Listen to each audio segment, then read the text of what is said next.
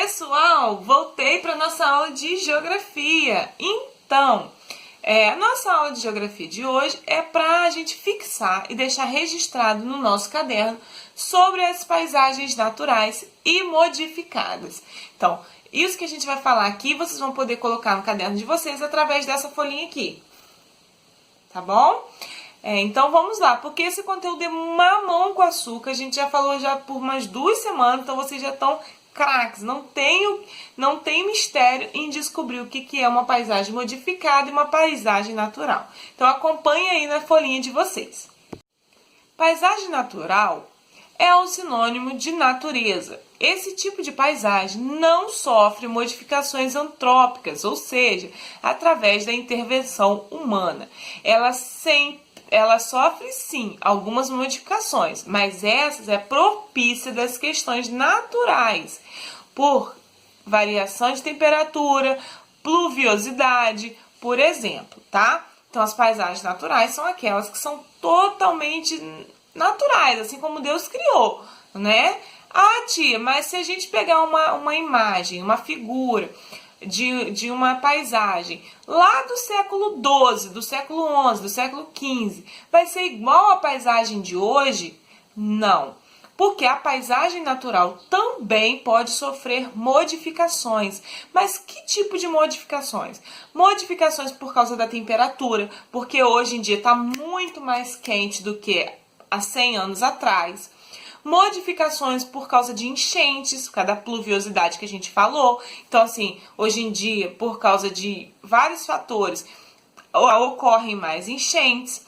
Então, ou então por causa de catástrofes mesmo, de barreiras que caem, ou por causa de ventos que derrubam árvores. Enfim, elas podem sofrer ações, mas não sofrem ações humanas, tá? As paisagens naturais são naturais e não sofrem com as ações humanas. Diferente da paisagem modificada. Em alguns casos, a natureza pode estar ausente na paisagem modificada. Esse também é chamado de paisagem humanizada. Então, se vocês ouvirem falar paisagem natural e paisagem humanizada, é a mesma coisa que paisagem natural ou paisagem modificada, tá bom? Essa também é chamada de paisagem humanizada ou artificial. Isto ocorre em decorrência da ação humana. Há casos em que a natureza pode existir com um aspecto modificado, transformado ou muitas vezes deformado. Como assim? Vamos supor que a gente aqui na nossa cidade tinha uma vasta floresta com muitas árvores e tal, a vegetação era vasta. Aí, conforme os anos foram se passando, as pessoas foram modificando.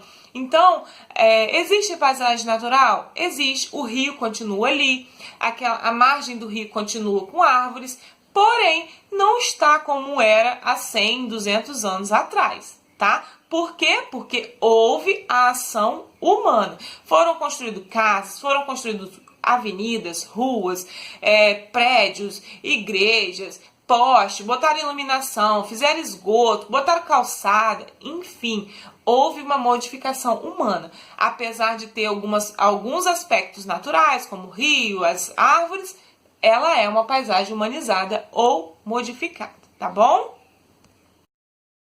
Vem assim na folhinha. Para que humanizar a paisagem? Isso aí é uma pergunta que assim, a gente já podemos até responder, mas vamos ler o que está lá na folhinha. A paisagem do nosso país difere muito daquela da altura de sua descoberta, né? A gente já viu em livros, em fotos, aquela imagem dos portugueses chegando ao Brasil, tudo tomado de árvores e florestas. Claro que hoje em dia não é mais assim, né? Infelizmente. Descoberta quando os índios eram os únicos habitantes. Para satisfazer as tendências ou necessidades humanas, em virtude da chegada de novos habitantes, o homem precisou intervir construindo casas. Com o crescimento demográfico, não só as casas como outros imóveis precisaram ser construídos e com o desenvolvimento do Brasil foram surgindo estradas, pontes, túneis, como vemos na ação como vemos, a ação de humanizar a paisagem é necessária. Infraestruturas são criadas com o objetivo de atender com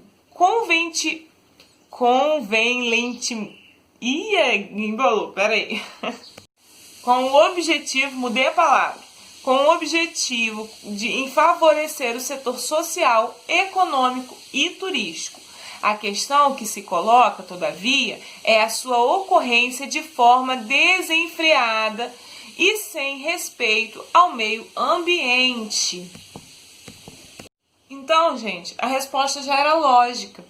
À medida que os anos foram passando, as necessidades do povo, né, da população, aumentavam, tudo ia aumentando, as casas, os prédios, as rodovias, os túneis e por aí vai. O problema em humanizar uma paisagem foi o que foi falado aqui, é a forma desenfreada de fazer isso. Então, tipo assim, aqui tem 10 árvores plantadas, mas eu quero tirar porque eu quero fazer uma piscina. E aí eu não penso em pegar essas 10 árvores e transferir para um outro lugar. Não, eu vou tirar essas 10 daqui, mas eu vou plantar mais 10 ali. Então acaba que tira dali, tira de lá e vai se tornando uma paisagem totalmente modificada e sem consciência ambiental. Sem pensar que aquelas ações ali podem causar danos para a nossa saúde e para o meio ambiente. Entendeu? Então, assim, é claro que é preciso modificar porque tem que atender às necessidades humanas, mas precisa ser com consciência. Aí as consequências disso.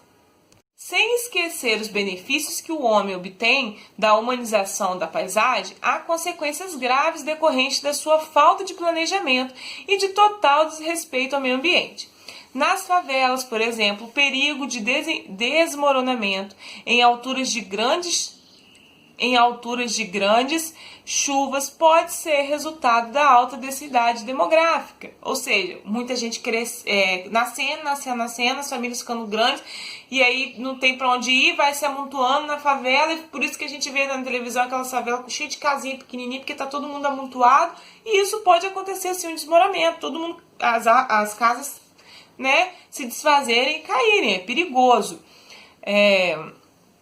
Saiba mais sobre o processo de favelização no Brasil, depois vocês podem procurar mais sobre isso. Entre outros problemas, a falta de saneamento básico nesses locais é um dos fatores que propicia a poluição das águas. O desmatamento de floresta, com o objetivo de abrir espaço para as zonas agrícolas, pode resultar na extinção de espécies e, entre outros, aumentar a poluição.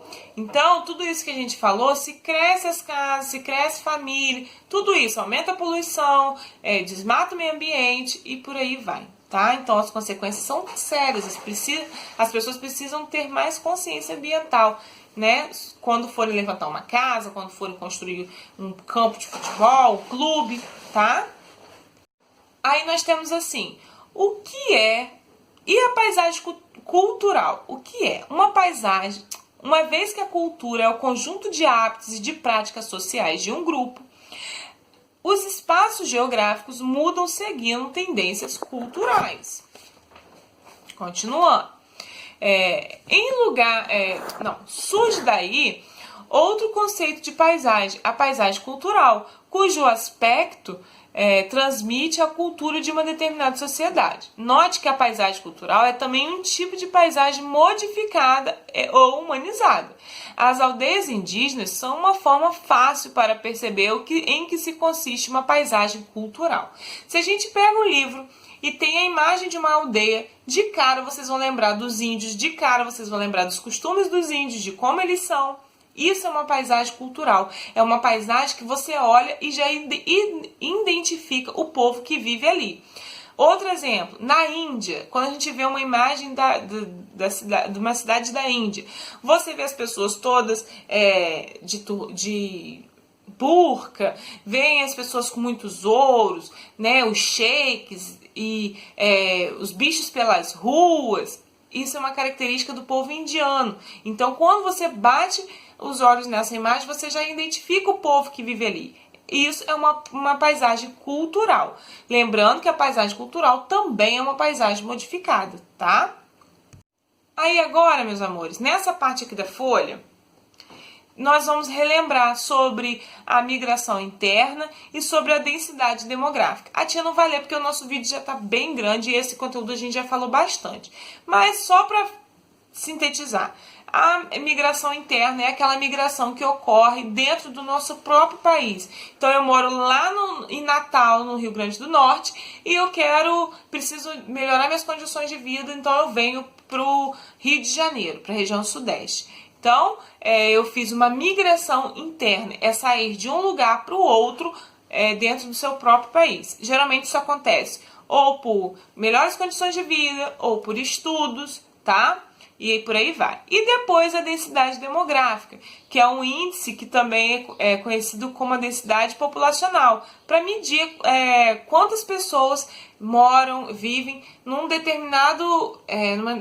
determinada quilometragem. Ou seja, se a cidade tem 10 mil quilômetros, né? A cada 1000 quilômetros, 10 pessoas moram, vamos dizer assim. Isso é a densidade demográfica. Mas vocês poderão entender melhor e recapitular lendo esses 2 parágrafos aí que a tia fez, tá bom? Então, para encerrar, vocês vão fazer essa atividade de fixação e a nossa aula vai ficando por aqui. Espero que vocês tenham gostado, espero que tenha dado para vocês entenderem melhor e ficar ainda mais claro esse conteúdo que nós já vimos, tá? Um grande beijo e até amanhã. Tchau!